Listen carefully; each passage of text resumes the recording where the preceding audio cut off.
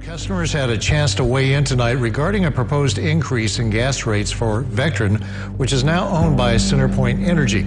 Tonight, a public hearing was held after the company's request for that rate hike. High utility costs, a source of frustration for a lot of CenterPoint customers, leaving many feeling hopeless. Makes you want to move to Henderson. It makes me want to move to Columbus, Indiana, where it's a rural cooperative.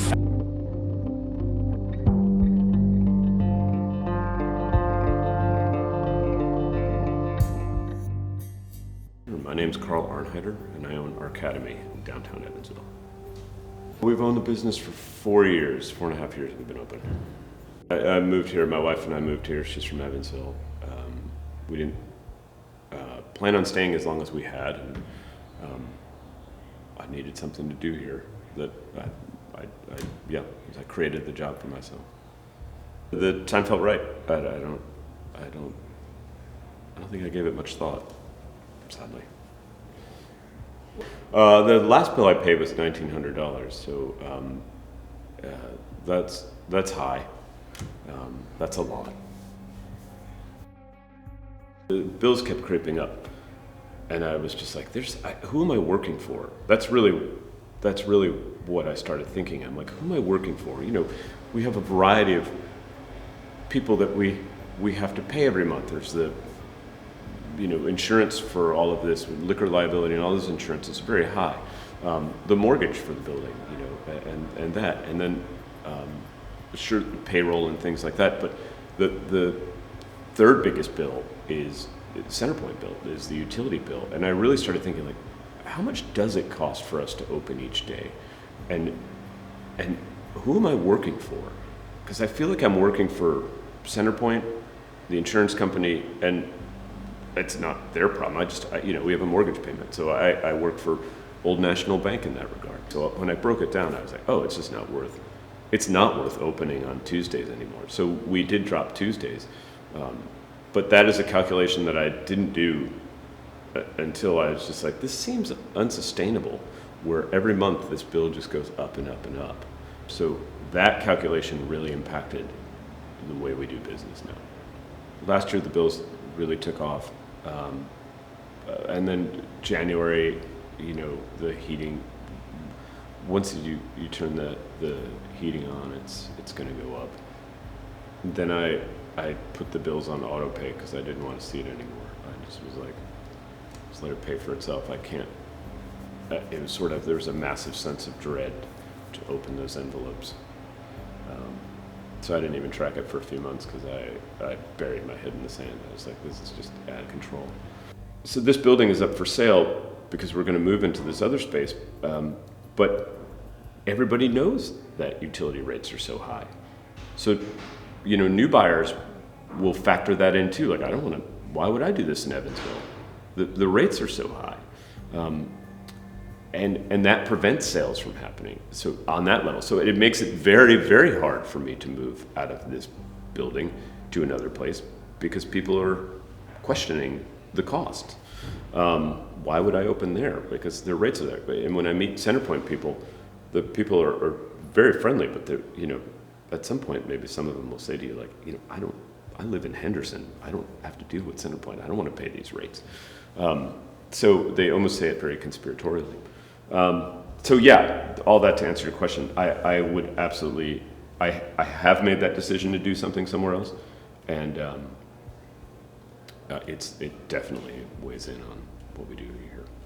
We did hold a blackout event, and to do that, I didn't speak out against CenterPoint for a long time. The bills have been high for well over a year, and people have been coming in since we opened.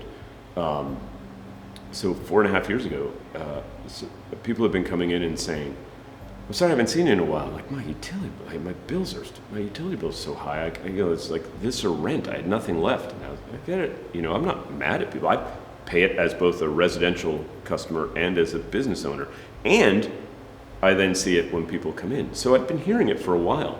And then I was like, finally on the other end, and I'm like, do we talk about this? Do we not talk about this?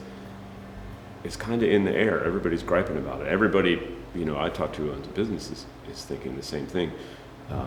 So we held a blackout event, and it was kind of, there was not an intention, obviously if we turn the lights off, we're not going to make a dent in CenterPoint's bottom line, but the point of it was, we're paying these high bills, you're paying these high bills, let's do something about it. And I'm not in that position to really know what to do about it, but I was smart enough to find people who did. So we invited all these speakers in to present and talk about a plan forward, and there's a huge amount of action. People have been working against CenterPoint for years. I asked them to bring in, or send them in advance, their monthly bill. And some people would write, my bill last month was X and now it's Y.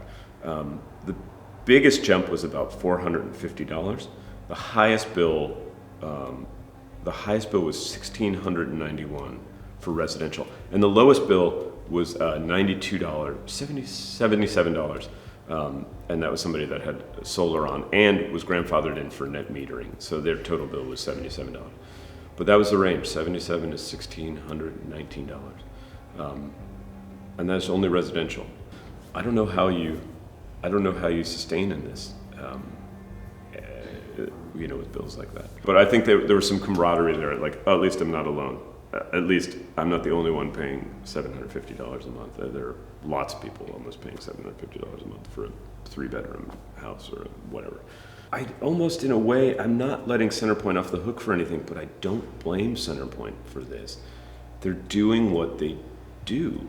I'm asking them to be conscious of it. I do believe CenterPoint is doing significant economic damage to Southwest Indiana, businesses and residents of this region. But again, they're just doing what they've been enabled and allowed to do. I mean, Indiana needs to change. CenterPoint will follow suit. That's my takeaway.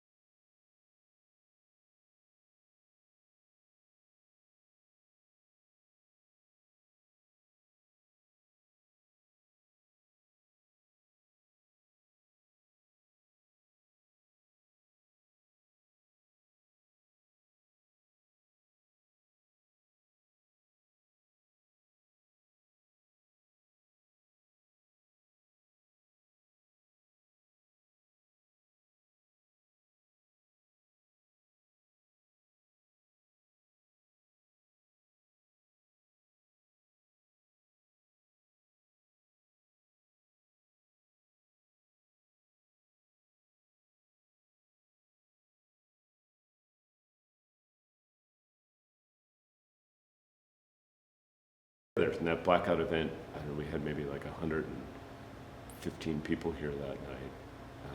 We turned off the lights. We didn't turn on the games. We brought in, portable lighting and had 150 LED candles on tables. It was really dark. Kind of liked it. And I think people hopefully learned something more about how their bills are broken down and maybe had a plan moving forward on what to join and how to move forward.